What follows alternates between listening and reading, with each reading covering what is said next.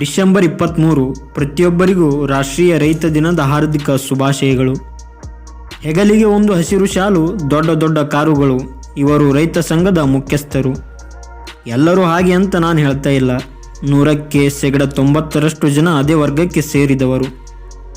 ಇನ್ನುಳಿದ 10% ಜನ ನಿಜವಾದ ರೈತಪರ ಕಾಳಜಿ ಹೊಂದಿದವರು.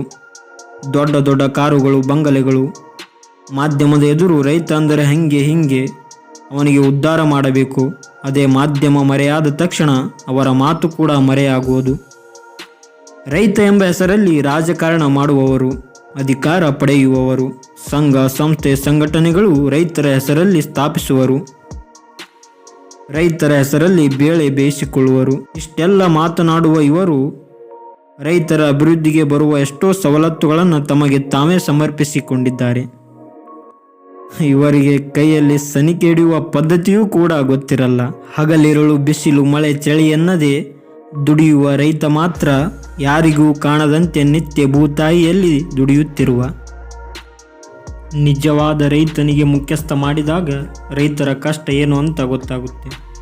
ಅದರ ನೋವು, ಬೆಳೆಯ ನಾಶ, ರೈತರಿಗೆ ಸಿಗಬೇಕಾದ ಮೂಲಭೂತ ಸೌಕರ್ಯ ಎಲ್ಲವೂ ಗೊತ್ತಿರುವುದು.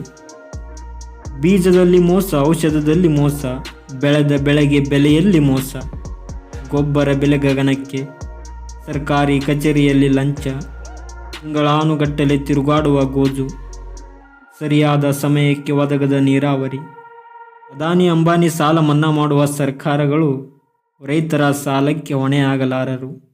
ಹವಾಮಾನ ವೈಪರೀತ್ಯಕ್ಕೆ ಬೆಳೆದ ಬೆಳೆ ಕೈಗೆ ಸಿಗಲಾರದು. ಇಷ್ಟಾದರೂ ರೈತ ಶ್ರೇಷ್ಠ. ಈ ಮಾತು ಒಂದಲ್ಲ ಒಂದು ದಿನ ನಿಜವಾಗಬಹುದು.